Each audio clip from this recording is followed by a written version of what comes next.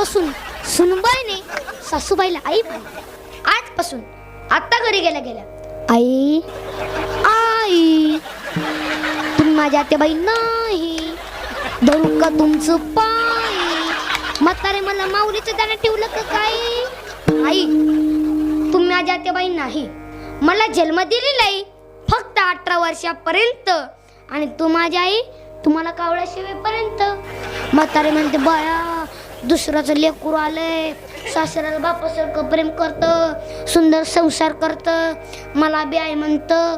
आता तू कशाला चपात्या करते, मी आहे ना हो.